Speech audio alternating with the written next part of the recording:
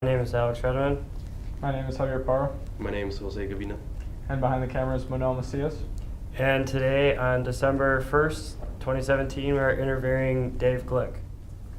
Okay, so can you tell us about where you came from or where you were born and what time period it was in? Well, I was born in Milwaukee, Wisconsin, and I was raised in Shorewood, Wisconsin the first 4 years of my life. I was born at St. Joseph's Hospital, which is in the middle of the city, and that's where a lot of kids were born that were Jewish.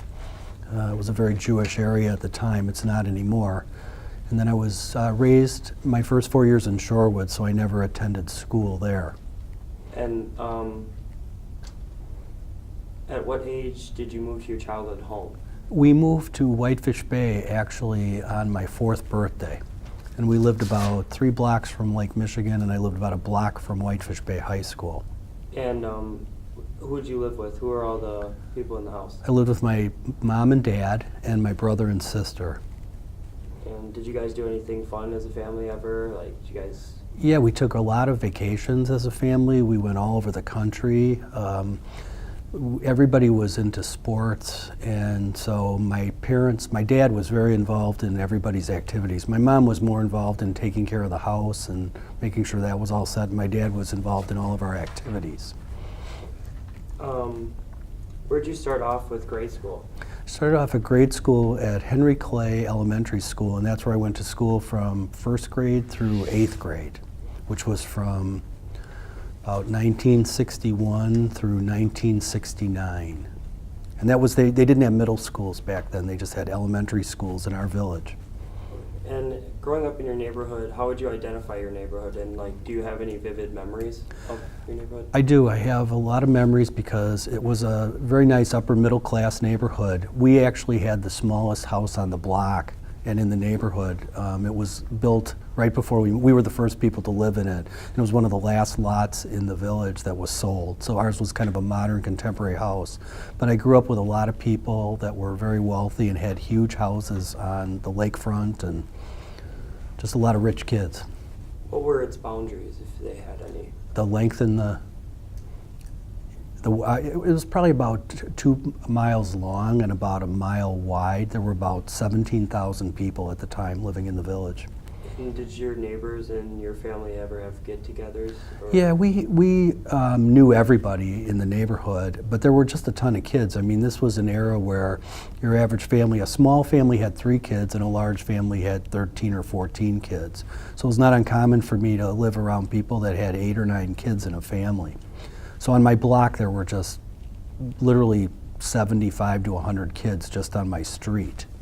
So if there was any problems that would happen in your neighborhood or events, where would you go and find that out, find that those things are happening in your neighborhood? Well, everything was happening all around the east side. It was like in my village there was just basics. They didn't have a lot of like the festivals and church festivals and big fish fries that they do now. So a lot of the things that went on were small village festivals around the 4th of July, maybe something around Christmas, and then my village had something where it was kind of unique, which was at Halloween they had this guy who individually carved hundreds of pumpkins and put them right by the library in a little square right in the village. And did you have like a city newspaper or anything like Yeah, it was called the Whitefish Bay Herald. And it was just a small paper. Every village had its own separate one. Now all the cities have, they're distributed by the local large paper, whereas when I was a kid it was all individually done through the village. Do you recall any homes being divided into 2 or more units? Yeah, there weren't too many in my area. There were some duplexes, but ironically the duplexes that were in my area were like mansions. They were literally very large homes. So very wealthy people. Yeah, they were, but they were initially built as duplexes, but they were like mansion duplexes. So I mean, we're talking about, 5,000 square foot duplexes up to 10,000 square foot duplexes. They were huge. So it has been said that the neighborhood began to decorate in the 1940s. What changes, if any, do you recall in your neighborhood? Well, I think the biggest thing was the big pumpkin thing at Halloween. That became this very traditional thing that's still traditional to this day. And they always did something a little bit with Christmas. Ironically, there was a large Jewish population in my village. The estimate was about 1/3. But Jewish people really didn't celebrate in public at the time. It was kind of, they were private family type things. So us being Jewish, we didn't do a lot. So going to Henry Clay grade school and middle school, where did you attend high school? I went to Whitefish Bay High School from 1970 through 1973. Do you have any memories or thoughts about Whitefish Bay? Yeah, Whitefish Bay was an all-white upper middle class suburb, and there were no minorities at all. And when I was probably in about 5th grade, the first black family moved into the village, and they lived about 2 blocks from me. And one of their kids was my age, and one was a year younger, and both of them became really close friends of mine, and both stayed close friends of mine into college. By the time I left Whitefish Bay, there were 2 more black families that moved in. And they were kind of upper middle class blacks. One was a lawyer, one was a doctor, and one was a basketball coach.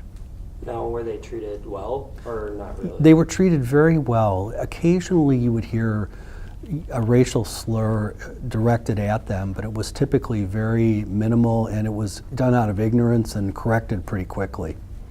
Could you describe your friendships with the black families? I did everything with them. They were part of our community. They were brought in for the people that were associated with them as friends and stuff. We never looked at them as being different. We just looked at them as being one of us. I also had a Japanese friend that I grew up with, Harold Kitaoka. And Harold grew up in a family where both his parents were doctors, and he was kind of a wild kid like the rest of us. So we all were kind of, we ran the neighborhood. So there was a mix, ironically, of a couple different races, but it was small in minorities. Do you have any specific memories or interesting events that you did with these people? Not anything really specific, but the thing that they were really, ironically, it's kind of a, as they always say, racial people have a tendency to be better in athletics, and these guys were all just tremendous athletes. They were fast as could be, and great tennis players, which was kind of a suburban sport. Football players, basketball players, baseball players. They got involved in all the sports with us and excelled. So that's kind of how they got to be well known as we were kids, as they got involved. You said something about the sports, that they were really good at sports. Did you interact with those friends in sports? Yeah, I did. I played tennis and I played baseball, and I was a pretty good baseball player because I was a little kid, so I couldn't do football and stuff like that. But I was a varsity tennis player in high school, and I was a good baseball player. I didn't play baseball in high school because I just didn't want to. So what would you do for other hobbies? For me, it was like a lot of running around with my friends. I had a friend who's my closest friend in life, who was my closest friend growing up. His parents owned a movie theater in downtown Milwaukee, which is now ripped down. What was it called? The Strand Theater. It was on 6th and Wisconsin. And what happened as a result was all the individual movie theaters, everybody who owned them were individual owners, and they all were friends. And so we got to go to every movie theater in town for free and get tons of food and candy and popcorn and soda. So I never paid for a movie till I was 16 and went to movies sometimes twice a weekend for all the time. If we weren't doing sports, we were at movies. So how many movies would you say you would watch?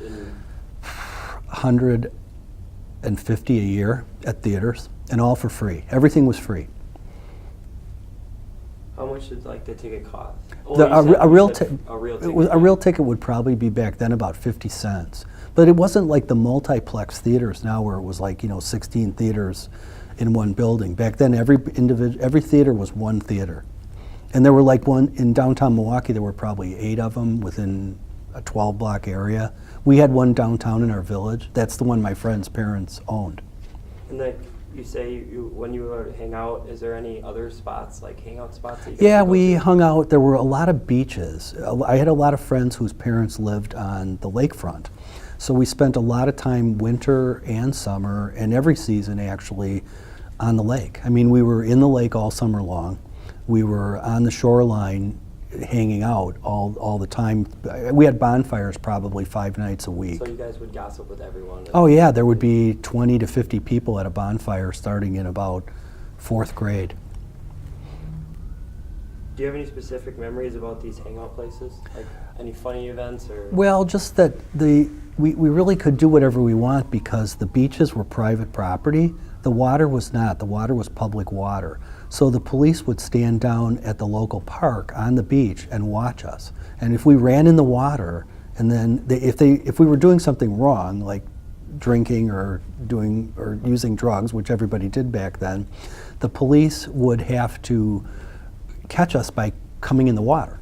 So as we saw them coming in the water, we'd go back on the beach, and then they couldn't touch us.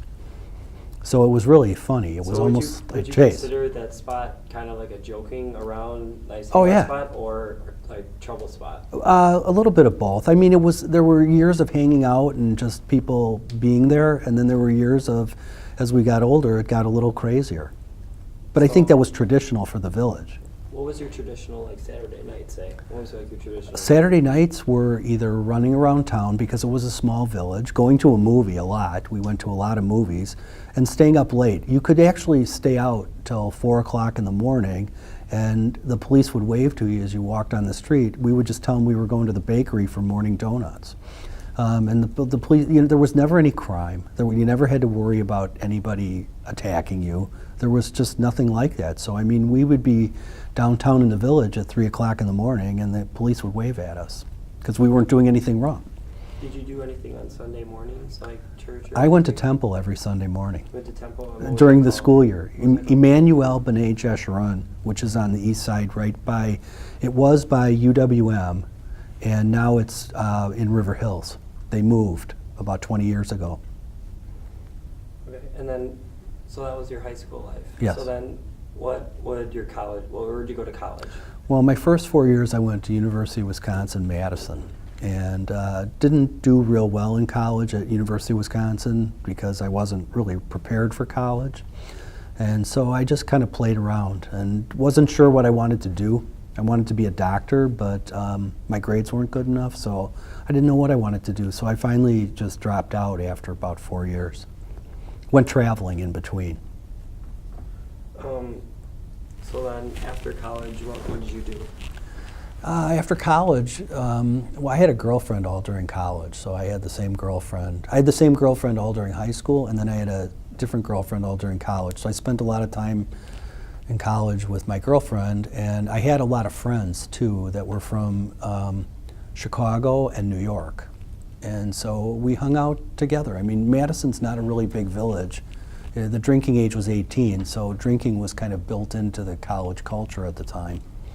So it was not unlikely for everybody to just sit around and drink because it was legal. Marijuana was also decriminalized at that time, and if you got caught with a certain amount, it was a $25 municipal violation.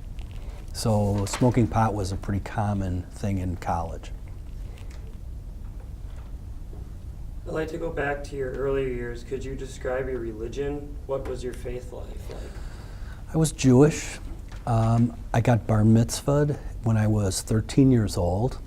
And I was having problems at the time of my bar mitzvah because I was having hip problems. So it was hard for me to get around for about the last 6 months before my bar mitzvah. And when you're bar mitzvahed, it's when you're 13 and you become a man. And there's a big ceremony for it. And I had a huge party after that, and then I had a huge party at night with a band. People said my bar mitzvah party was the best one they ever attended. No, just because of the big band? Well, my dad was pretty well known in Milwaukee, and he knew a guy whose kid played in a band, and they were a really well-known band. So I had this really cool band at my bar mitzvah, and everybody really got into it. Everybody was dancing, all the parents, all the kids. There was a lot of really good food, and so mine was known to be the best one. Plus there was a lot of people doing other assorted things too that were not legal. And so it was something that everybody had a lot of fun at. So, were there other Jewish families in the area? Yeah, like I said, it was probably about 33% Jewish in my village, but I would say probably half my friends were Jewish. So, did they attend the same temple you did? Most of them did. There were two big temples at the time, and you either went to one or the other. What was it? Do you know the name of The other one was called Temple Shalom, and I knew a lot of people from Temple Shalom because I had another very, very close friend, and his father was the vice principal of the school on the south end of my village, which was called Cumberland. And so I got to meet all the Cumberland kids through this friend of mine. He lived a half a block away from me, but went to a different school because there was a line there.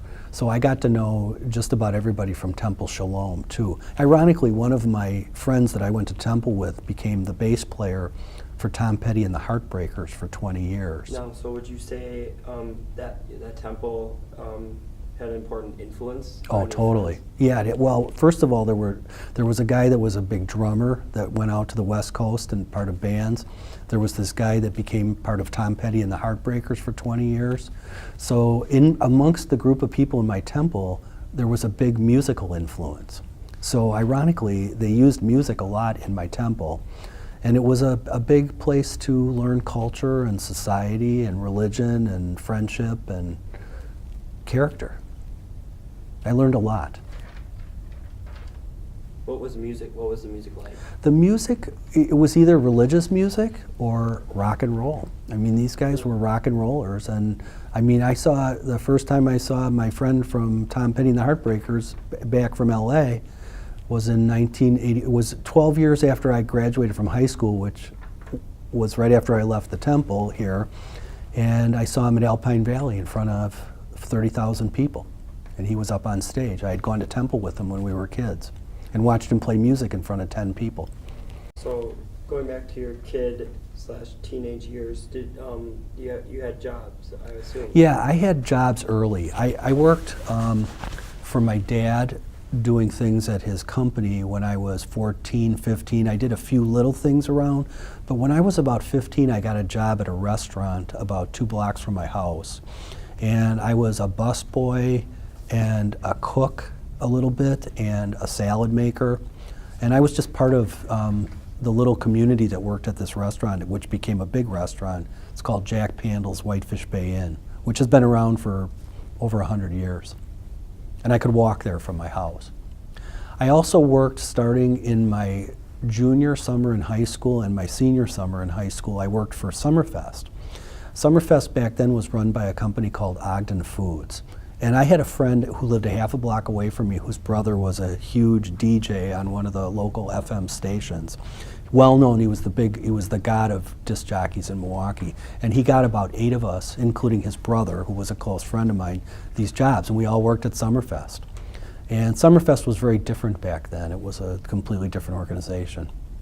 So, what would you do at the jobs? Like, Oh, at Summerfest? Well, one of my job during the 10 days of Summerfest was to collect money. I went from stand to stand to stand, and I drove a golf cart, and I handled hundreds of thousands of dollars every night. It was really bizarre. Maybe not hundreds of thousands every night, but probably 20 to 30,000 a night, so 200 to 300,000 during Summerfest. I had a golf cart with a hidden safe, and they taught me how to hide money and get it into the golf cart. And you were how old when this? 16 and 17, and they trusted us with hundreds of thousands of dollars. Do you have any favorite memories? Oh my God, I have one favorite memory that I was standing back. I had a backstage pass, and we could all go backstage whenever we wanted to watch the big bands on the main stage. And one night I went back to watch a comedian named George Carlin. And he did a show, and one part of his show was called The 7 Words That You Can't Say on TV. And they were all swear words, and so he went through them. And this was 1972, I think, maybe 73. And he was arrested while on stage. And I was standing on the stage while I watched him get arrested. And I was so shocked when they walked by me that he looked at me and he said, "Have a nice day, young man," as he was walking by. And I just kind of looked at him. I'm looking at this big, this world-known comedian in handcuffs saying, "Have a nice day, young man," to me. What were the thoughts going through your head? I couldn't believe I was watching George Carlin get arrested for saying this, and getting hauled off a stage, and there were probably 50,000 people screaming at the cops, and I'm just standing there. I'm behind a curtain, so nobody in the stands could see me. I also worked one night when there was a riot. It was called the Humble Pie Riot. And somebody actually stole my golf cart, and I figure they stole... Did it have the money? It had the money in it. And they always told us, if somebody robs you, just let them have the money. And I don't know how this guy got the golf cart started, but I had the key in my pocket, and all of a sudden I saw the golf cart drive off. And so I just let it drive off. I wasn't going to pursue it. Because there was a riot going on. There were police running around, and so that was another wild night. So that was your kid and teen. So what about college? Where did you work in college?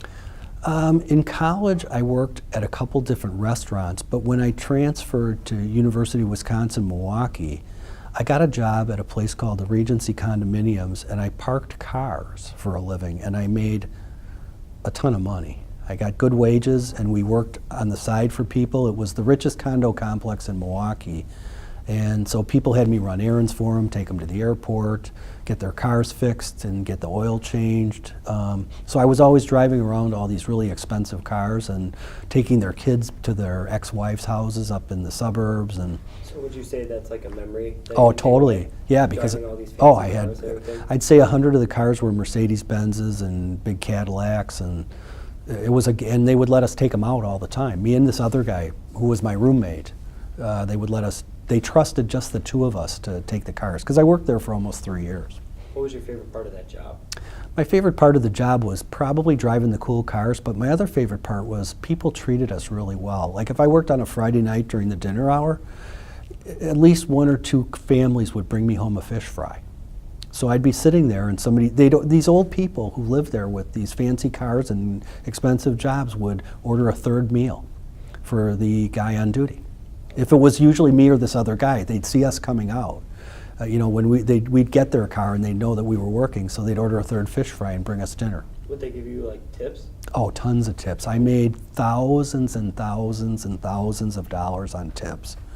We were allowed, and we cleaned cars for people, and I made tons of money. I was able to take the cars out of there, take them to my house, clean them, and then take them back. These people trusted us that much with their cars, and I never stole anything or took anything. We were very, me and this one other friend of mine, who again was my roommate, were very trusted employees. So with that money you made, how would you spend it? Well, a lot of that money I spent on my college. I paid for my college. When I worked for Summerfest, I made a lot of money too. And I paid for my college with my Summerfest money and my other job money, because college was a lot cheaper back then. And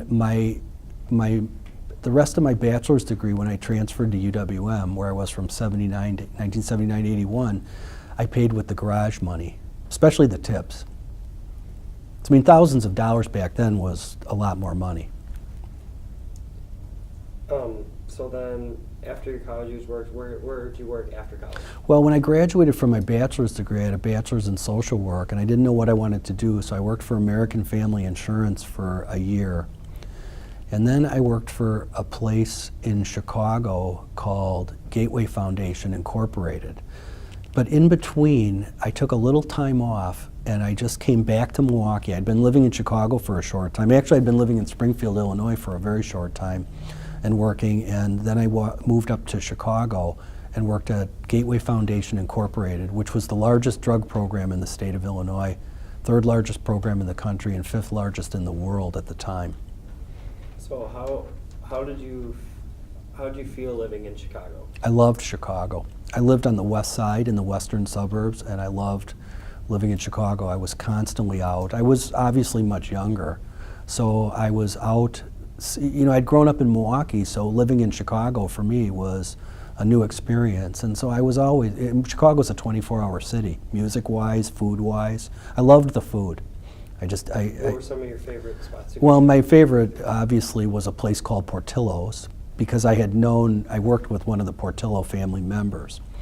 And so I constantly ate at Portillo's. White Castle was another favorite. Gino's Pizza East was a favorite downtown. A lot of steak places we'd go. Ed DeBevick's. So can you describe Chicago back then compared to now, or has it changed? It hasn't changed that much, except that the near south side, my company's corporate office was on the edge of the north and the south end of town for downtown Chicago. So I had to constantly go down to corporate headquarters because I had a better than average job there. And so I was downtown probably once a week for my job. And the south side was kind of dangerous. And now the south side is trendy. It's completely rebuilt, and ever since they rebuilt the Marshall Fields mansion, they kind of rebuilt the city on the south side. They ripped down all the projects on the south side, the Robert Taylor homes, Cabrini Green, all those different facilities that were just hundreds of thousands of poor people. And they built nice places, and they're safe places to be in. Going back to your early life, describe the culture. Like, what would be the culture of your early childhood? My culture was, I guess the best way to describe it was white suburban middle class culture. We lived a pretty decent life. I was probably the lowest, my family probably had the least amount of money of all my close friends, so we didn't have all the trappings that everybody else had, but the culture was the culture was safe. The culture was honest. There was a lot of bullying going on back then. Bullying was big back in my era, and people got away with it, and nobody ever thought of confronting bullies. It was kind of like a bully was a person that you either stood up to or you wimped out to, and that was how you lived. Did you ever stand up to a bully or anything like that? I had, all my friends were a foot taller than me and athletic, and I just stood behind them. I was very mouthy when I was a kid, very mouthy. And I could mouth off and my friends would protect me. Never had to worry about that. Well taken care of. So going back to the music back then, so could you describe some of the culture regarding to that? Well, the music actually, the main thing about music that changed everything was when we were growing up, the Beatles came around. And the Beatles changed life. They changed everything.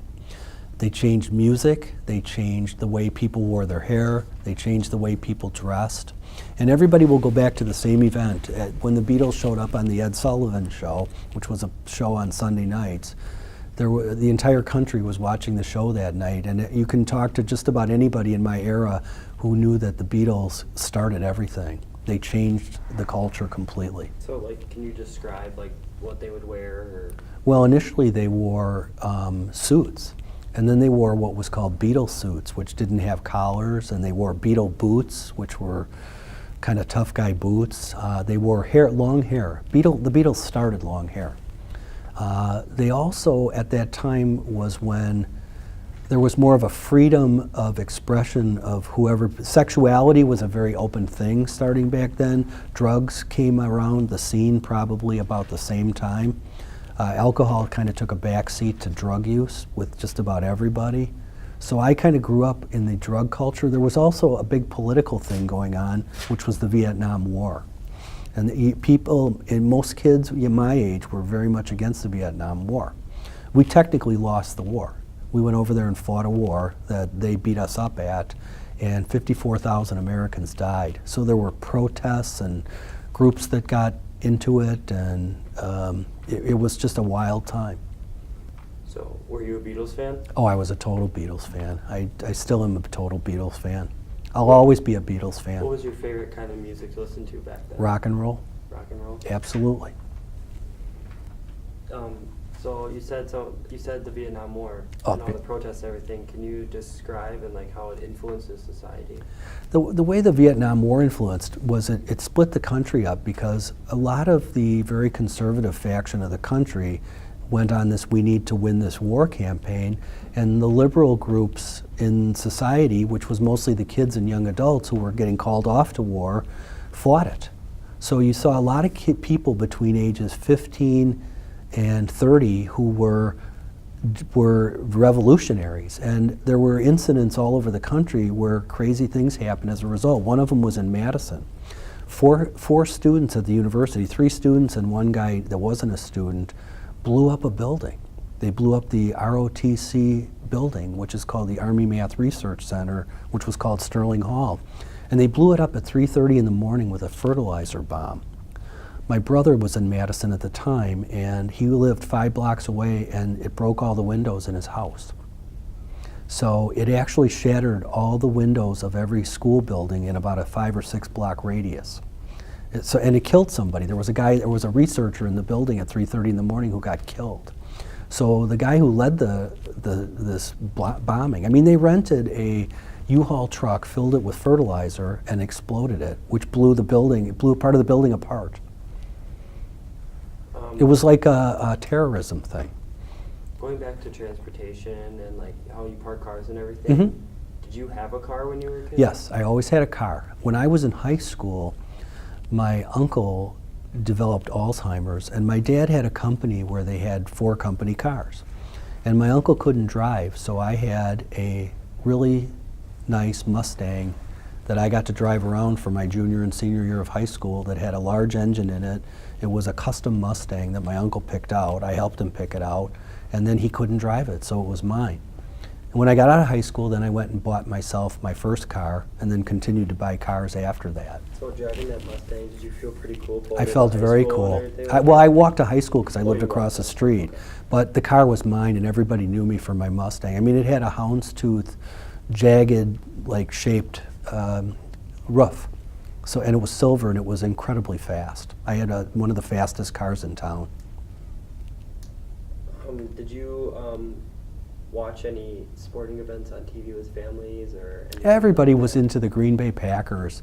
But and ironically, the weird thing, the Green Bay Packers were big, and the Badgers, the Wisconsin Badger football team, was a bunch of losers back then. They were losing 10 games a year, and there were only like 3 or 4 channels on TV. So very few things were televised. Most things were on the radio.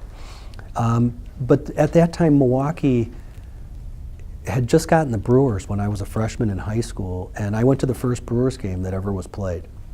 And what were your experiences with that? Oh, I loved it. I went to tons of sporting events. I also, the Milwaukee Bucks came in 1969, and I had a friend whose brother had season tickets, one of my other very close friends, and his brother had season tickets, and his brother's wife was sick during the year that they won the championship.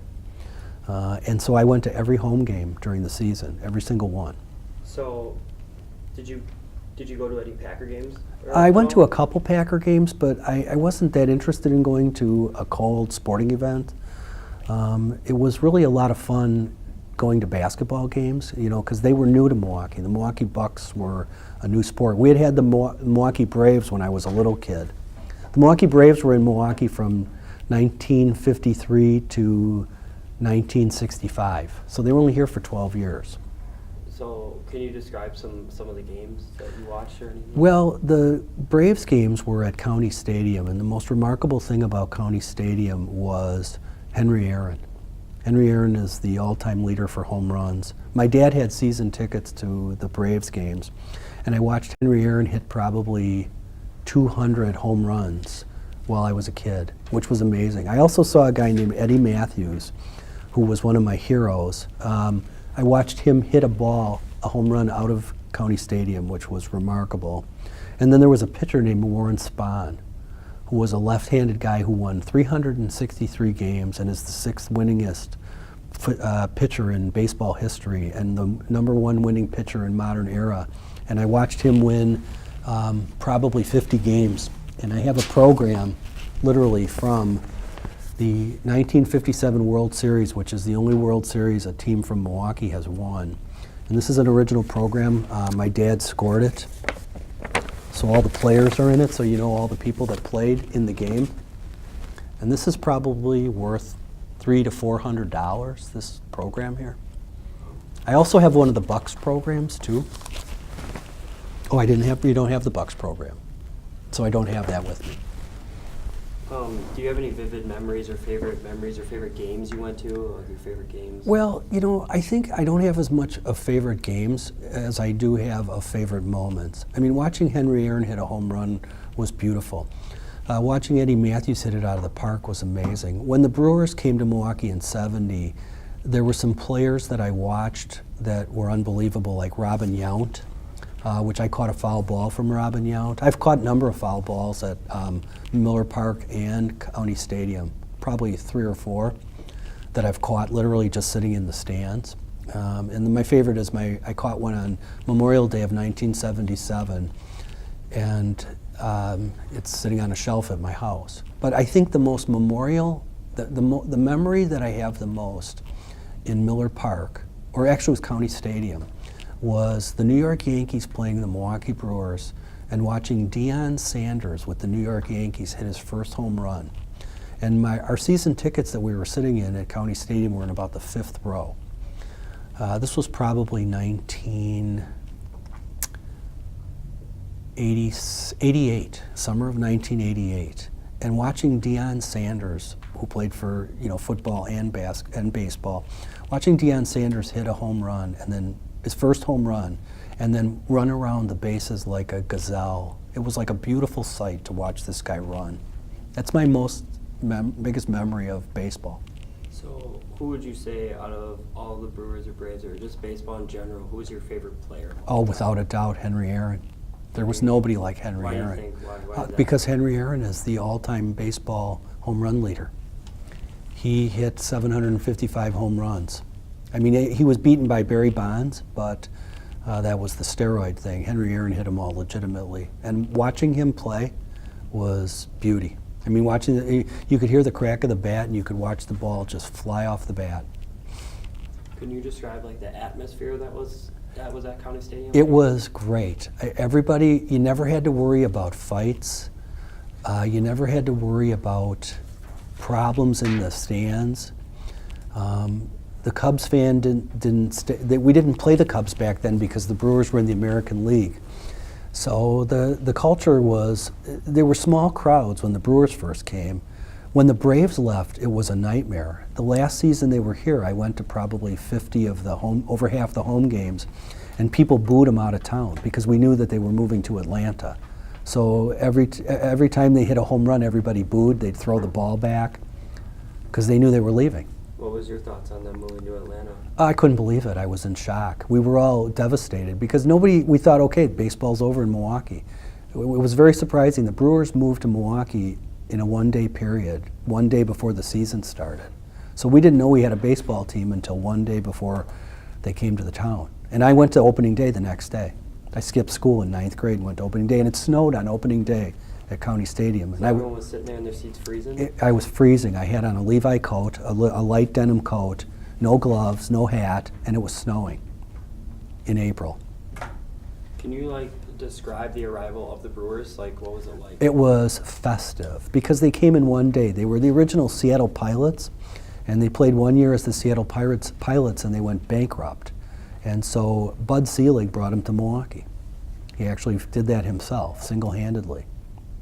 And now going to the Bucks, do you have any favorite memories of games and everything like that? Oh yeah, well the one thing that happened with the Bucks was in their second year they drafted Lou Alcindor, who became Kareem Abdul-Jabbar, and then they bought Oscar Robertson from Cincinnati. And so I went the championship year, and they were unstoppable. They were just an unstoppable force. So I went to 42 home games that year, 41 home games. So you said you didn't really go to football games, but did you enjoy watching them? Yeah, I watched a lot of football games, but again, back then when I was a kid, the Packers were perennial winners. They won the first 2 Super Bowls. They won the Ice Bowl, which was a crazy game where it was 26 below zero. And so they were always winning, and that was really fun to watch. The Badgers were a whole different story. They were perennial losers. They were in the Rose Bowl in 1963, and after that they dropped off to be losers until the 90s. 1994 was their first winning year. Going back to the Brewers, or Brewers and the Braves, did that have an influence on you as a kid? Oh yeah, because I was always there. I mean, it was not unlike us as kids to have a parent take us to County Stadium to watch a Brewers game when we were in high school, or one of our friends who would drive, we would just say, oh, let's go to a Brewers game, because a Brewers game was like $3 to get in, $2 to $3. back then for a ticket. So there would be like 5 or 6 of us that would just hop in a car and go to a game. We would go all the time and sit in the stands and eat and drink and have fun. And as a little kid, there was a thing called knot holes where we were all in clubs. And the clubs they'd take busloads of kids to the games. And so I'd go to every game that I could go to when it came to baseball.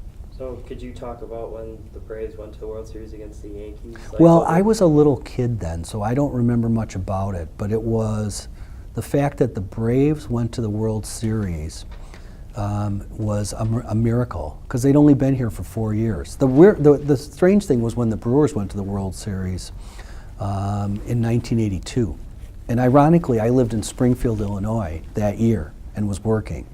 1982, I was working for that program that I worked at, Gateway Foundation, when I moved back to Illinois. And the Springfield minor league team was the Springfield Cardinals, and we were 99 miles out of St. Louis. So everybody in Springfield were diehard Cardinals fans, and I was the only Brewers fan in sight.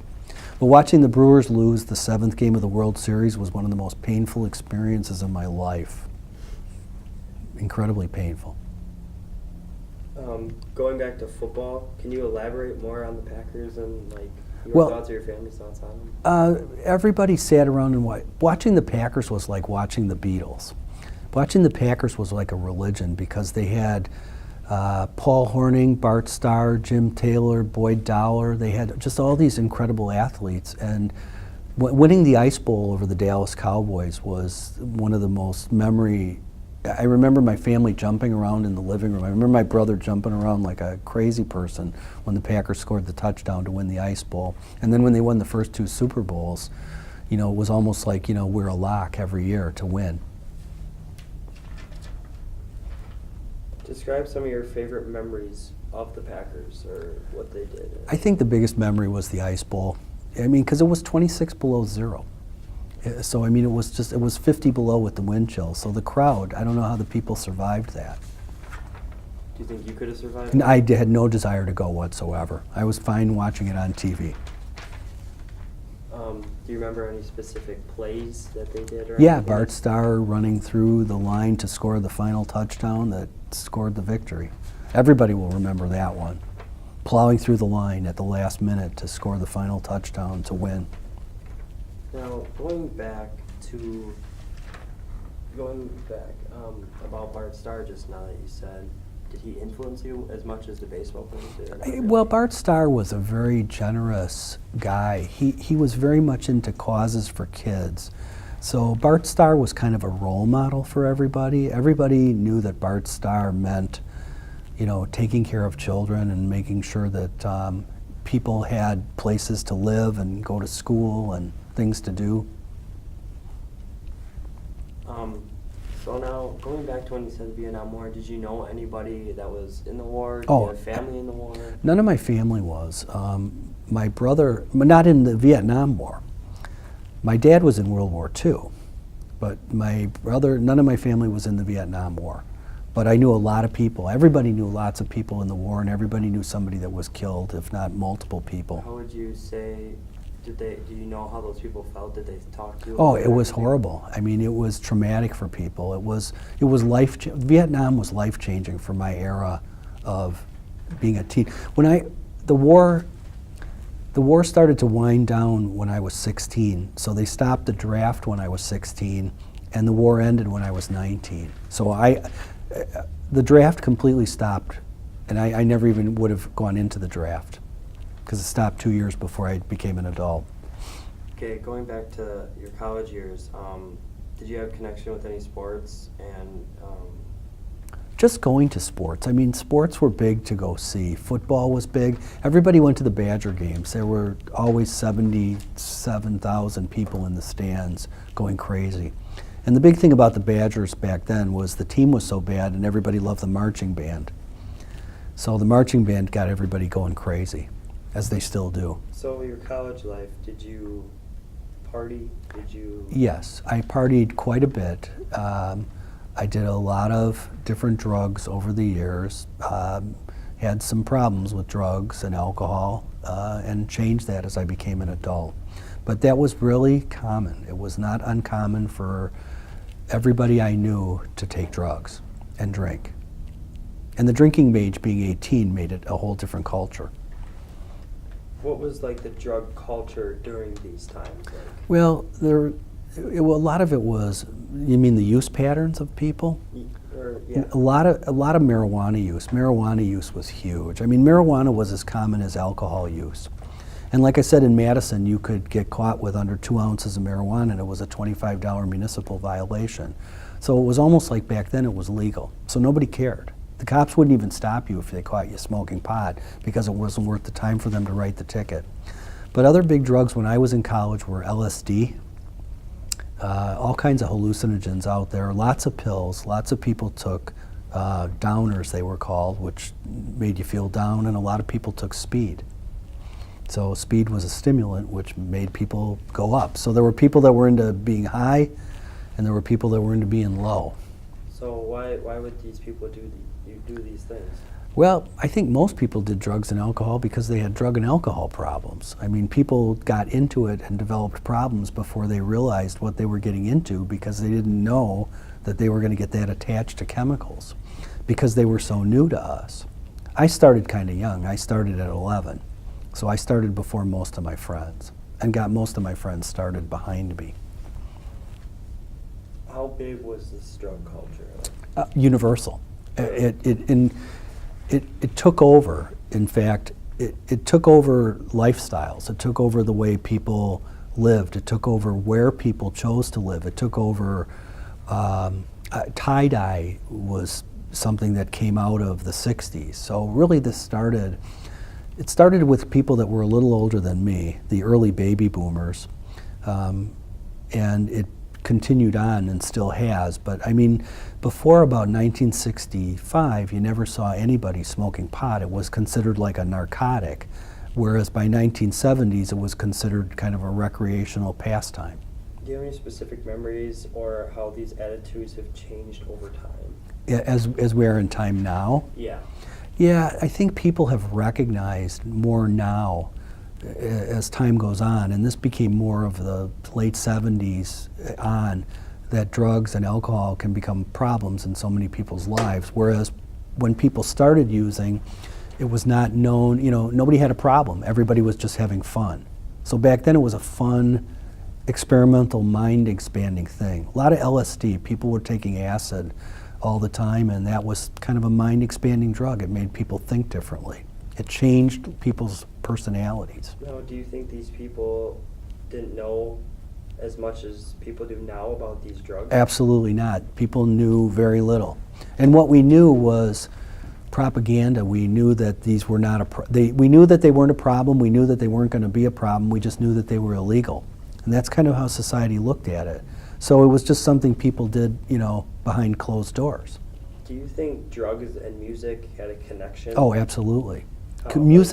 Music kind of promoted drug use. A lot of music and musicians were using a lot of drugs, and so they promoted it through their music. So the music, plus everybody was always using at music events. Music events were huge things, as were sporting events. Everybody was getting high at sporting events, and at concerts you could walk in and just smell the pot. So, and people were known to take acid and all kinds of pills before a show and go in. So music was very entrenched in drugs and alcohol. Still is. Was this all over America? Like Yes, absolutely. It was rural America, it was urban America. Sometimes in rural America you found people using different drugs. So you found a lot of like methamphetamine, which was homemade stimulants, in rural areas. But rural people, I met a lot of people in Madison in 1973 that came to school not using drugs, and by the time they left in their first year, they had long hair, tie-dyed clothes, and were smoking pot 3 times a day. So hippies, basically? Yeah, they went from farmers and city people that would spit on drug users to, by the end of their first year, they had a ponytail and a bong in their room. Really? Yeah. So the hippie culture, how would you describe it? Did you see it? Like, did you see it all over the place? I was a hippie. You were a hippie? I was a hippie. Would you like to see my ID? Yeah, Sure. And was that the style back then? Everybody had long hair. Can you see this? That was my student ID. But everybody had long hair. It was like a common thing. You know, young people, old people, little kids who didn't know any better, 5-year-old kids who, you know, parents were raising, because if the parents were hippies, they raised hippies.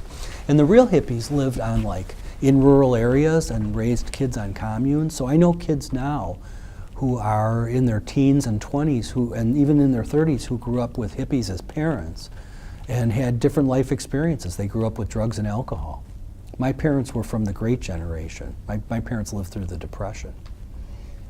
Other kids now, kids that are in their 30s and 40s and those age groups, had hippies for parents.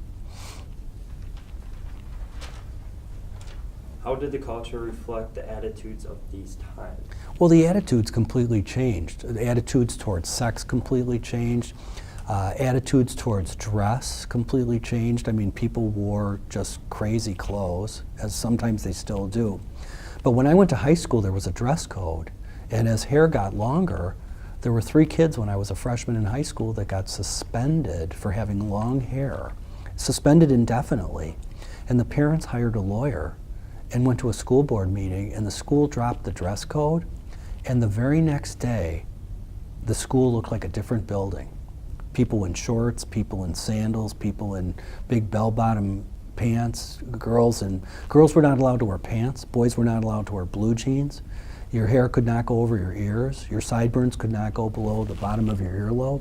You couldn't have facial hair. No, it was really very, and public schools had these dress codes, and they went out the door one day, and the very next day, literally the next day, everything was different, completely different. So can you elaborate more on these cultural revolutions like sex, fashion, rules? Sex was open. People, all of a sudden, sex went from something that our parents taught us was to be done in the bedroom in quiet to you can have sex with as many people as you want, whenever you want, just for the fun of it. And that was completely different from what we had grown up learning. So we kind of taught ourselves this generational cultural change. And it shocked a lot of people. So there were a lot of people that once they got kind of turned on to this cultural change, kind of jumped in. You know, they got real involved. So what about fashion? Oh, fashion completely changed. I mean, it became very, the hippie culture brought in long hair. So again, long hair for guys was a completely new thing. Women showed a lot more body parts, which they didn't before. Women were very covered up when we were young. They were very conservative.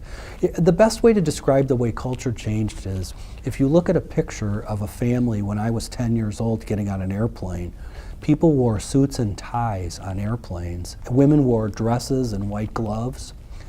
And now if you go on an airplane, people are in swimming suits, you know, barefooted, and you know, just wearing whatever they want. So when I was a kid, when you traveled, when we went to California when I was 10 years old, my parents made me wear a shirt, tie, and a jacket. So what about rules? Rules? Yeah. There were no rules. It was almost like people looked at rules as being, rules were there to be broken. It was almost like just looking at society and saying, we're not following your rules. That's what my culture grew up in. I grew up in that and flourished in it. So would you consider peer pressure being a common thing? Yes. The peer pressure at that point then changed completely to open season. It was, you know, peer pressure was more like you had to be a hippie or you had to be different. And so there was more peer pressure to change. So all the conservative people, you know, kids with short hair and kids that dressed real conservatively were laughed at. You know, people made fun of them. That's where kind of part of the bullying came in. Was what and that became part of the violent factor too. I mean, you know, hippies went from being fun, nice people to kind of crazy, drug abusing, mean people at times. Was there any people was there anyone who did not follow this culture? Yeah, there were people that didn't. Do you know anybody? Yeah, and I had friends that didn't. Most people tapped into it a little bit, but not everybody bought into it. So people may have been on the fringe of it, the very far fringe, where they were still very conservative in dress, did well in school, followed rules and guidelines, but they still were kind of accepted generally into society of hippies and crazy people by being on that edge. People maintained that edge. There were some people that were too conservative, especially military people. So going back to you doing drugs and everything like that, how did you mature and learn your lesson from this? Well, I learned when I was in my mid-20s, as my drug use got out of control, I decided that I was hurting everybody that was around me with my drug and alcohol use. And so I decided to stop completely at age 26 because I didn't want to hurt people anymore. Did your parents or your family members try and help you out Yes, during all yes. this? My parents were very helpful, very supportive, and they were the two people that I watched suffer the most from my drug and alcohol use. So they were the main spirit of why I stopped. When I couldn't bear to hurt them anymore as much as I did. So that's what really made me look in the mirror and say I have to stop, because I don't like to hurt people. My goal was to not, as a profession, I help people. And that's how I got into my profession, was I changed my philosophy from I don't care who I hurt to I need to turn around and help people. And do you think this corresponded with the culture? I think it did. I mean, one of the things that happened is it allowed me a lot of people to work with, because a lot of people develop drug and alcohol problems over the years and still do. And there's a lot of mental health related problems just based on society as a whole and genetics. So I have a large group of people to work with. I have an endless clientele. So did you just do drugs, or did you drink? And Both. Both? A lot of both. So a lot of people would just do both? Yeah, drinking was very incorporated, and especially because, again, drinking was legal at 18. So everybody at college could drink. They didn't, when I was 16 and 17, nobody bothered carding people at bars. We could walk into a bar at 16 or 17 and that was not a problem, which was a whole different culture. When it was 21, you couldn't get near the place. Now you could be 16 and walk in a bar and they'd serve you a beer. How did these attitudes influence your job you do now? Well, as a result of having a problem and realizing that I cared more about people as a whole, I decided to completely reverse the process, and instead of hurting people, I decided to help people. And so I got into a psychotherapist job. I got pulled in, actually. Some people sat me down and said, "You seem to understand people very well. You seem to just have a basic, innate understanding of the human mind. Why don't you get into this, because you'd be good?" Now, did that shock you, or did you were just like, oh yeah, I'll get into No, it? I had no clue that I had no clue that internally I had the ability to understand people until people pointed it out to me. And then what I did was I got into reading and education and understanding the human mind and learning about the human psyche and the human condition. And I learned about as many mental health and substance abuse problems as I could, so I could treat as many different people as I can choose. Anybody can walk. I'm one of those people that anybody can walk in my office and I'll attempt to help them. Whereas a lot of people that I work with only see certain types of problematic people. So being a psychotherapist, can you describe your job and like what you do? I'm a direct line provider. I work for a large clinic that treats mental health and substance abuse issues, and I do one-on-one individual therapy with 35 to 40 people a week for an hour. And you enjoy that? I enjoy it. I'm nearing the end of my career. I have about 4 years left, so I'm kind of winding down. I have been doing this for 34 years, and so it's, time to kind of move on in my life. So I do like the job.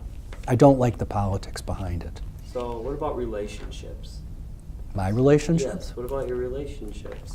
Well, I have a great marriage, I believe. I've been married, this is my second marriage, and Where'd you meet your first wife? I met my first wife working as a student at a psychiatric hospital. And I just married the wrong person the first time around. So How old were you? I got married at 32 the first time. So then I had a lot of girlfriends prior to that. Never had problems with girls. Okay. Finding girlfriends was relatively easy for me. Yeah. So then, do you have any kids? I have one child. She's 27 years old. She lives in Nashville, Tennessee. She's a fourth grade school teacher. And she's a very wise young lady. So what was culture like, dating-wise? Dating is different for everybody. I've just never had, for me, dating was easy. I had no problems walking up to girls and talking to them and starting conversations. And So you weren't shy? no, not around girls. I became a little shy when I first cleaned up my act in my mid-20s. I had a little trouble getting, when I started using, I was so young that all my experiences with meeting girls until my mid-20s were all around getting high and partying. And then when I was older than that, I was the straight one. So I was one that was the guy, I was the guy that was always straight. So I was not, if I went to a bar with somebody, I wasn't drinking or using any drugs at all. So I was different. So then dating back then, how would you compare it to now? And how is it different? The one thing that has really changed dating now has been computers and Facebook. People meet people on computers, which is something that we never had the opportunity to do.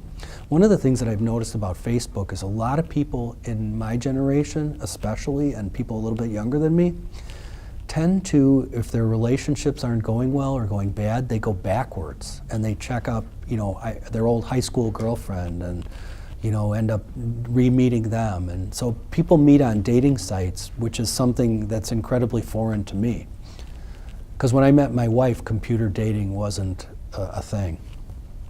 Okay, so then, where did you meet your second wife? I met my second wife at a mental health facility in Milwaukee.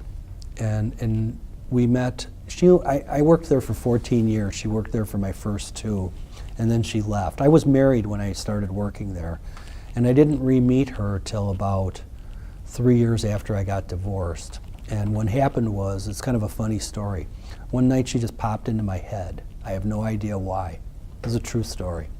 I have no idea why she popped into my head. I asked a friend of hers for her phone number, and I called her up. And she asked me, "Why are you calling me?" And I said, "I have no idea. You just popped into my head out of nowhere." I was running a group of drug and alcohol abusers, and all of a sudden she popped into my head, so I called her. And we went out on a date, and after that we got married a year and a half later. So going back to the African-American family living in your suburb, was there any racial tension? There were huge racial tensions when I was a kid. In 1967, Martin Luther King was shot and killed in Memphis, Tennessee. And there was a lot of racial inequity and segregation, and blacks were treated as second-class citizens for years. They were forced literally to back seats of buses, and they had to use different bathrooms and stuff like that. And so what ultimately happened is, after Martin Luther King got killed, there were race riots in multiple cities throughout the country, and Milwaukee was one of the bigger cities with race riots where they were actually going just crazy. There were people living in the community in the inner city that were sniping from buildings and shooting people on the streets. There was a police officer that got shot and killed. There was another police officer that got shot in the face. They burned buildings. Hundreds of arrests. And the thing that was amazing for me is I lived a half a block away from what was called the Whitefish Bay Armory. And it was a National Guard storage center for all their tanks and jeeps and vehicles to carry people into any kind of National Guard event. And what ultimately happened was, by where we lived, sitting in our front yard, we were actually able to watch I watched tanks drive down the road and head towards downtown Milwaukee to stop people from rioting. which was an amazing experience to watch. So can you describe the atmosphere in Milwaukee during that time? Very, very frightening. As a kid, I was 12, 11 or 12, probably 11, just turning 12. So we never really had a good sense of where it was coming from or how close it really was. I didn't know if it was 3 blocks away or if it was 5 miles away. There was a curfew where you had to be in at dark. And it was summer, so I mean, it was in August, late July, early August, so which is it doesn't get dark till 8:45 at night. But it was almost like we had to go in out of the dark because people were afraid that there was going to be rioting in our neighborhood. So the whole culture was just frightened. But the weird thing about it was how much city was burned as a result. I mean, there were just block after block after block after block that was burned to the ground. People lost houses, businesses, you name it. What would the people do then? Find a new place to live. I think people just kind of, moved on. And certain areas of Milwaukee after that never were developed. I mean, they left some of these areas until recent years completely blank. I mean, there were burned out buildings for 20 years in the community, 20, 30 years. Do you remember any specific marches that happened?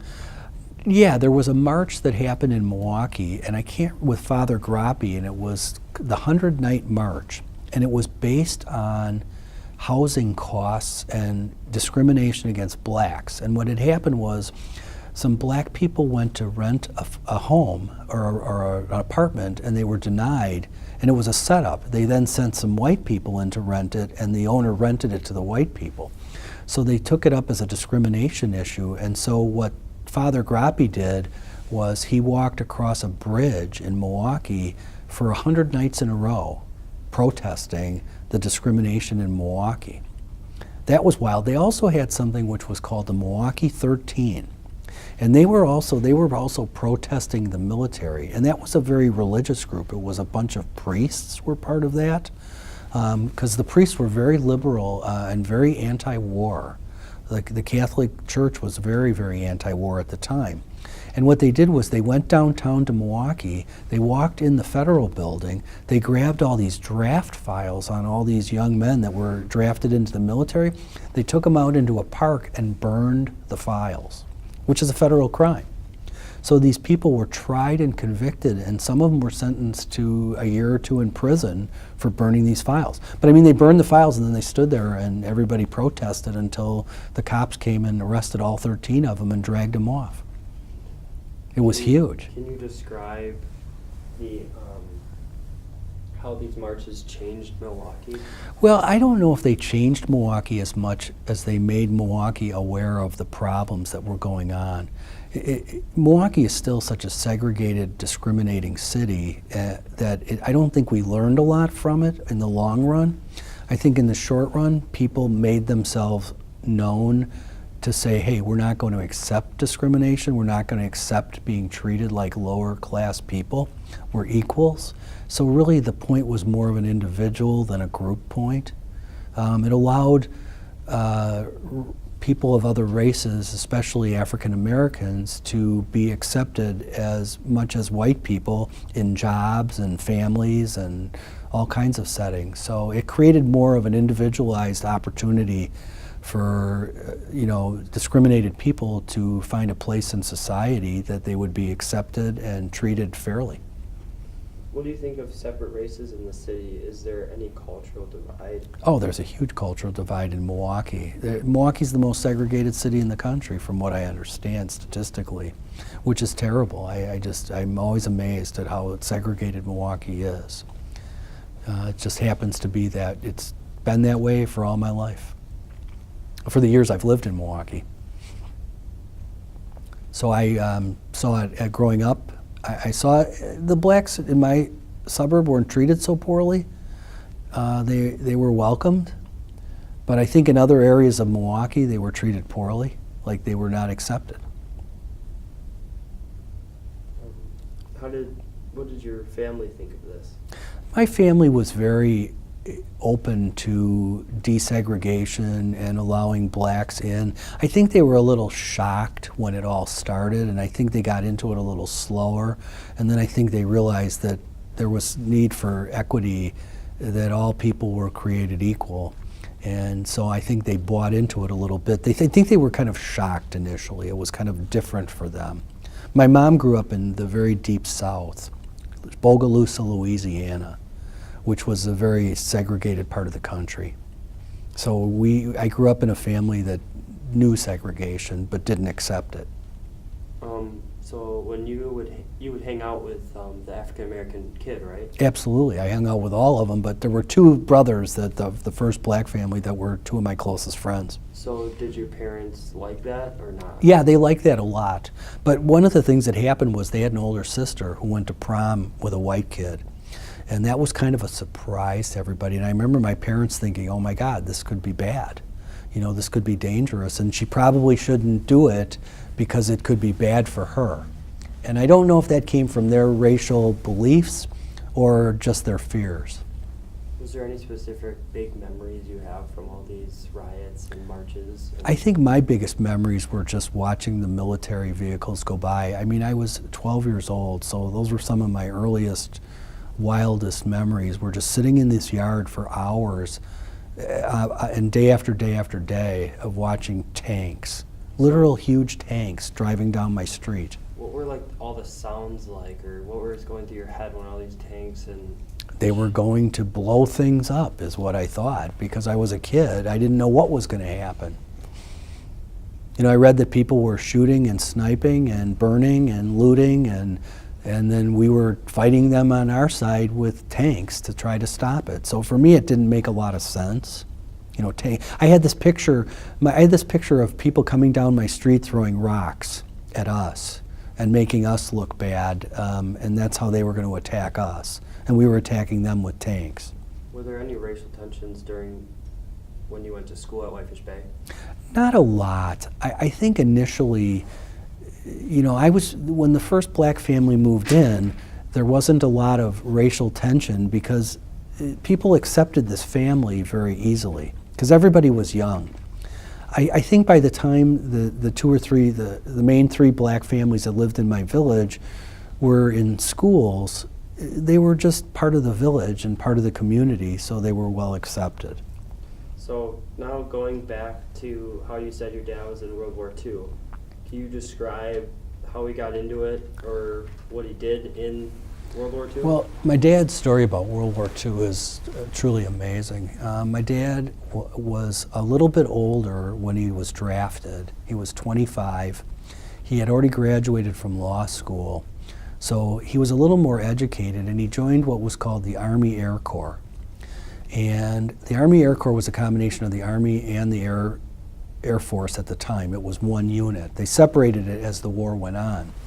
But my dad was a navigator bombardier, and ironically he was stationed in southern Louisiana, which is where he met my mom. He met my mom and went out on a couple dates with her, and then he was sent overseas. And my dad was in the first invasion that America really, the United States went on the offense for the first time. And the United States went into bombing, it was called the North African Campaign. And they started to bomb North Africa, which is where the Germans were taking over. The Germans and the Italians, and this was in January of '43. And my dad got shot down on his first mission. There were 8 people on his plane, and 4 people got back to American lines. And my dad got captured twice before he got sent to a prisoner of war camp. And he was the 88th American prisoner caught in World War II, and he got out when the war ended. And he got captured once and escaped. And the second time he got captured, it was by an Italian soldier and farmer, and they took them in a Jeep and they were driving them into Germany, and my dad ended up shooting the driver, the Italian driver, in the back, and the guys next to him ended up strangling the other guy. My dad had a gun in his boot. He had a little Derringer that they gave him in his boot. And then he got about a mile away from the American lines before he got captured by the Germans. And the Germans took him back to what's called Stalag Luft 3. In Stalag Luft 3, these were part of what he had as armbands and sewn on his coat. And Stalag Luft 3 was the camp that the famous movie The Great Escape was built on. And what it was built on was the fact that it was all British soldiers, because they had so few American soldiers that they put the Americans in with the British people. And then they were actually, because Britain was in the war long before America was, so they had a lot more British prisoners. And what happened after that was the Germans were building a camp for the Americans next door. But in the meantime, they were tunnel diggers. And they got my dad into tunnel digging, and my dad was a huge tunnel digger. He was one of the people that helped design these tunnels to escape. And ultimately, escape was always considered a sport during World War II. It was like if they captured people that escaped, the object was to bring them back. And approximately 50 to 60 people escaped from my dad's camp. He did not get to escape because about 3 weeks before the big escape, they put all the Americans in a different camp, so he didn't get a chance. But what happened was the Germans decided to kill all the people that they recaught. They recaptured everybody but about 6 people, and then they murdered them. And that changed the whole view of the war, where it became not a sport. It became if you decide to escape, you're going to get shot on sight. But my dad was one of the people who he would carry dirt around that they would take from the tunnels in burlap bags that were attached to suspenders, and they would pull the suspenders on their pants, and then the pant legs would open up at the bottom, and as they were walking around the camp, the dirt would get dispersed, because out of these huge tunnels was all this dirt that they had to take care of in the community. So, and what they also did was they also were always into sabotaging anything that they could wreck or anything that they could do to make the Germans look bad, they did. So one of the things they always did, and I'll show you a picture of this, they would make these gardens, and when they made the gardens, they would actually show, an American flag or something like that, and then what they would do is they would take a picture of it. They had snuck in cameras. They were sneaking in all kinds of stuff, radios, cameras. People would build these kind of things and take pictures of them. But my dad was treated horribly during World War II. He was starved. They took all his clothes. They made him march around in the cold without shoes on. They took his Rolex watch. They had Rolex watches that the government gave them to be in the military because they were the most reliable watches. Well, my dad had a Rolex, and what happened when the Russians liberated him, because he was liberated in April of '45 when the war ended, the Russians came in, and the Russians made them give back all their watches. And my dad didn't think that he got a watch, and right before he died, we found his watch. And so I have it at home. It's a Rolex, and I took it to a store. It's from 1945. It's priceless. I wear it as often as I can, but didn't today. So, being a tunnel digger, how did he escape? Did he escape? He never got to escape from the camp, but he got to watch the escapes. And so people were escaping all the time. They just had one huge escape. And again, it's documented in an Academy Award-winning movie with Steve McQueen and Richard Attenborough and Charles Bronson and all these incredible stars. It was a huge movie in the 60s about this escape that ironically my dad was in. He partook in the escape. He didn't get to try to escape, but his version of living in this prisoner of war camp was that he thought he was going to die every day. And he was in this prisoner of war camp for 28 months, over 2 years. So what was your father's personality and outcome of the war? Oh, he was, well, first of all, he was always a pacer. He always walked around because that's the one thing that he did for 2.5 years in this camp was walk around. If he wasn't dispersing dirt, he was just taking a walk. In fact, the property that they bought, that they built their house on, he bought a corner lot so that he could walk from one end of the perimeter around the corner to the other end. The neighbors thought he was crazy. On the 4th of July, he used to have to stay in and pretty much just about hide under the kitchen table because he couldn't deal with fireworks because there were fireworks going off over his head every night for 2 years. So he was always a little leery, and he was always very tense. If you snuck up behind him and tapped him on the shoulder, he would just about jump out of his chair. And he clearly, without a doubt, was a legitimate sufferer of PTSD. He was, no doubt. He had a hard time sleeping back then.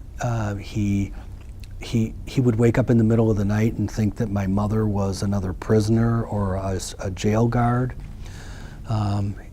He also loved to mess with the guards. He got close to the guards because he was kind of diplomatic. He was a lawyer, so he kind of knew how to communicate and talk to people. And so he made friends with the guards so that he could get things like candy bars and socks and extra goodies that he thought he needed to survive. He really enjoyed doing that, but he hated this war effort. It took him years to learn that it took him till 1977 to figure out that he had PTSD. So he finally went in to get some help, and then what he also learned from getting help was that he could get benefits. And he was the first person in Wisconsin to get prisoner of war benefits, and he taught everybody else that he could find to get their own benefits as POWs. So my dad went on a crusade after 1977 to get every POW that he met the federal government financial benefits and health care that they could get. He was a total advocate. He did videos, he went to meetings, he was very, very involved in POW things. So going back to the post-traumatic stress, how did he deal with that? Like, did he ever actually find a solution to deal with it? I think he found a way to find a middle ground with it. He never conquered it. He learned to work with it. Because when everybody came back from World War II, what it was kind of the thought was they were all just grateful they were alive. So the PTSD thing was really personal and individual, and you went on with your life. You went into business, you got married, you got kids, you moved to the suburbs. I mean, that was kind of what he did. He got into business. He married my mom right away. They started having kids. And so that's what a lot of soldiers did. He didn't realize that he had PTSD for 32 years. And he didn't really start talking about the war for over 50 years. And then he wouldn't stop talking about it. So he started in 1996. He died in 2012. So he talked endlessly about the war for the last 26 years of his life. How did the post-traumatic stress or other aspects in his life, such as family life, how did it affect? Well, we all were affected by it because he was quick to jump. I mean, if he had a temper at times, and if his temper got kind of triggered, he would go off really quick and get really mad really fast. He would snap at everybody. And so we were kind of used to it, but when he would do it and I had friends over or something, my friends thought he was kind of crazy. He would get so mad so fast that, nobody had time to think. So, and he was pretty quick on his feet too. If you were a little kid and he caught you, you were in trouble. Do you think this has influenced you? Oh, definitely, definitely. How?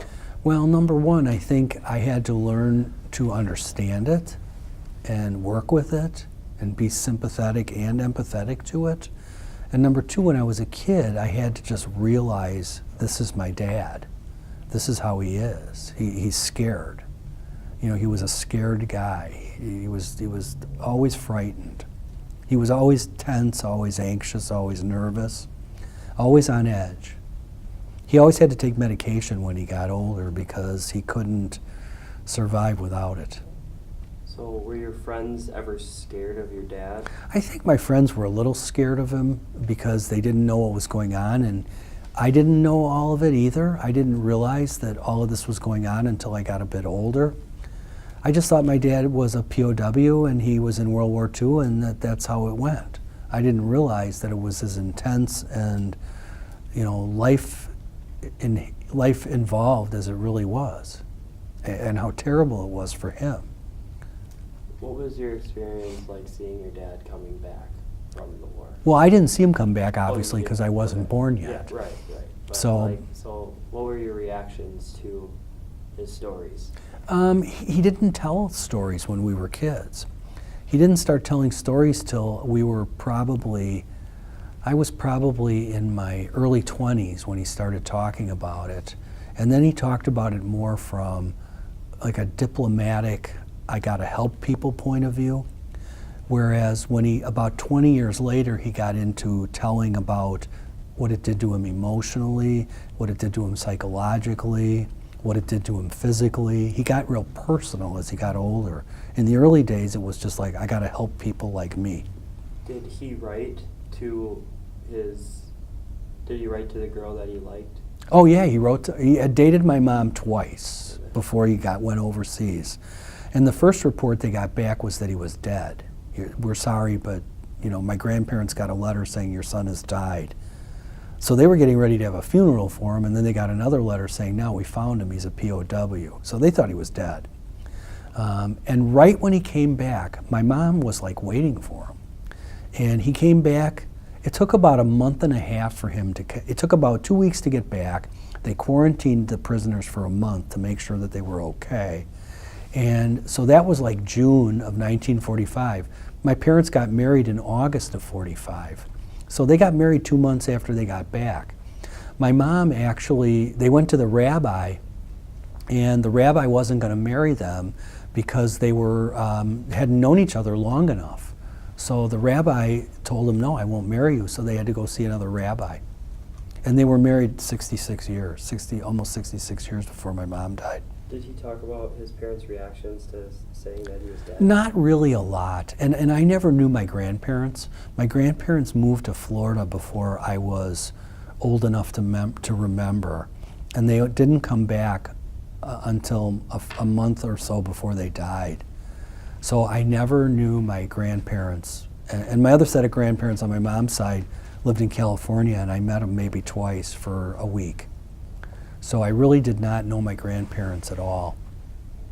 I don't know how they handled that at all because nobody ever talked about it back then.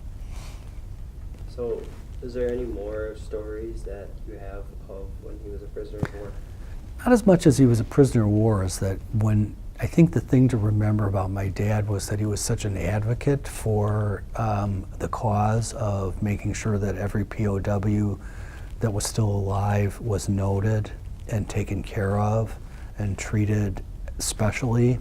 I've got his POW hat here. He wore this one out. This was his first POW hat. And we got him another hat. Made him buy a new hat because this one was so dirty before he died that we buried him in it. We couldn't bury. In fact, they forgot to put it on him, and we had him open the casket again and put his hat on because it was part of him. He went everywhere with his POW hat, and he spent years going to the VA for all his medical attention, and they treated him like he was gold. Everybody knew him. Everybody greeted him. He was a very verbose, articulate human being, and extremely likable. And he made 1 million friends in the POW world once he opened up in the late 90s. What do you think your dad would want to be remembered as? My dad would want to be remembered as somebody who was a friend to everybody. My dad knew that people liked him, and I think what my dad wanted to be remembered for was his sense of humor. My dad had a very dry wit. And my dad loved kids, and he especially loved his grandson. It's kind of hard for me. He loved his grandson more than anything. And I think that was his legacy. And I think realistically, knowing that he cared so much about his kids, and especially his grandson, was huge for him. Knowing that his grandson was a good guy meant a lot to him. He was the best human being I ever met. Miss him terribly. So, going off for the war and everything, was there anything like buying war bonds or stamps? Oh, tons. Or Everybody had war bonds, but my dad had a lot of them. And he cashed them in when he got back and got a lot of money for it. Plus, ironically, for being a POW, he got paid for his military duty. You got paid for every day that you were in the camp multiplied by 2. So they paid POWs extra. They paid him like double time.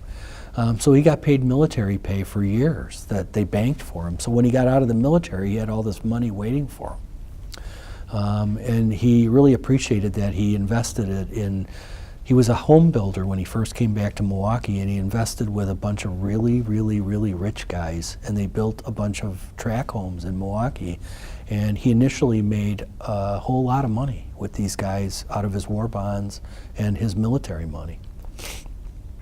Is there any prisoner of war newspaper stories that you were aware of? No, but he not anything specific, but anytime they got a chance to communicate with my dad, they did. They wrote letters.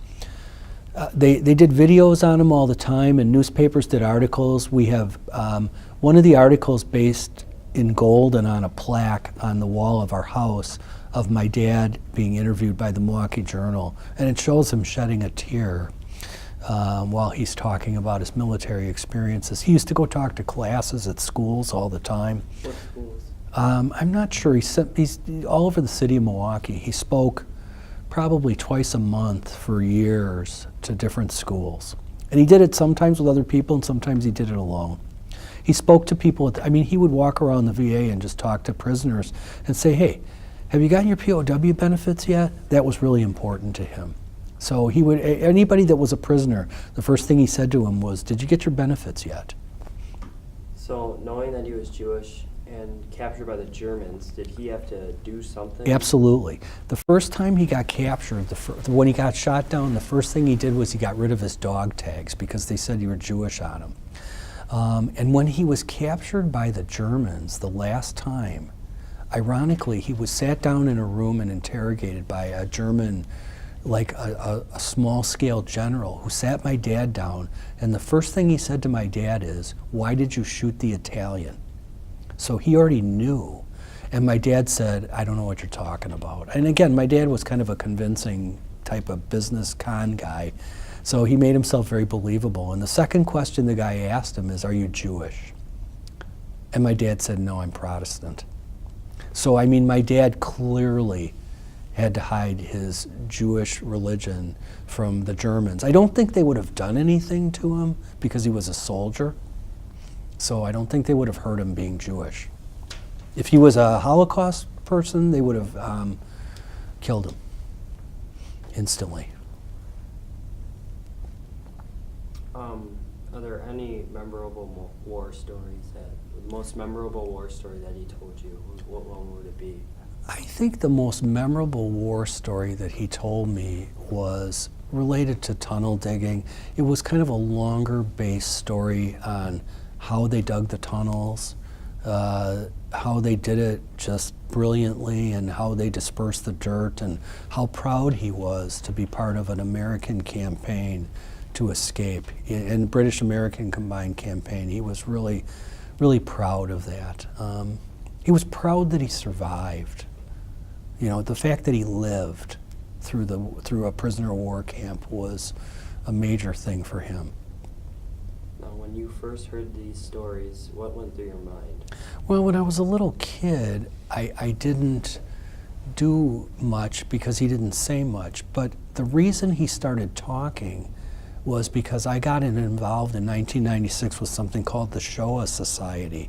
And that's Steven Spielberg's personal project to document every Jewish Holocaust survivor in World War II. And they did 4 hours of video on my dad. And then I saw Schindler's List, which was a big World War II movie, and my mom's family name was all over the list. And so we would talk about that and what went on, and that's what opened him up. He became very open after that about his war experience. And then that's when he started talking about it less factually and more personally. So that was kind of a treat as I got older. As I got older and developed more of a sense of who I was with the human mind, I got more of a sense of who he was as an individual, and I was incredibly close and proud to know him. Did he earn any medals or anything? Oh, my dad earned multiple medals in World War II. And some of them I don't know exactly what they are because we never opened them up because we want to save them and not let them be tarnished. So they're encased in plastic. There's one of them. And this one is an African Middle East campaign. This means he got involved in the North African campaign in World War II.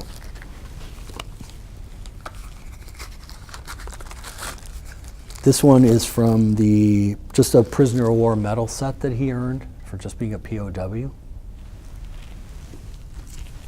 And this one, we're not sure what it is, but it's a World War II medal that he received just for being another POW, from what I understand. But I do have one more other fond memory of my dad, if you want to hear it. One of the things that my dad did when he was in college was he went to the University of Wisconsin. And he went to a track meet in May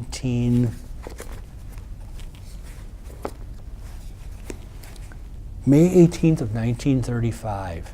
And there was a man named Jesse Owens who was an incredible athlete, and he won races in the Olympics. He was like a 3 or 4 medal winner, maybe a 5 medal winner in the 36 Olympics. And he was big in the Big Ten. He went to Ohio State. And my dad was at a track meet, and what he did was he didn't know what to have. My dad was always into autographs. He had everything autographed. And so he walked up to Jesse Owens, and he had Jesse Owens sign his name in my dad's Spanish book on May 18th of 1935, which is something very special that we keep at our house. This is like the prize of the family. And we're all very kind of proud of that. But it was so ironic that he just picked Jesse Owens, who became this incredibly well-known athlete as the years went on. All right, well, do you have any last thoughts for us? No, I just want to thank you guys for letting me do this. Glad I got to explore it. We appreciate you coming out, so thank you. You're welcome.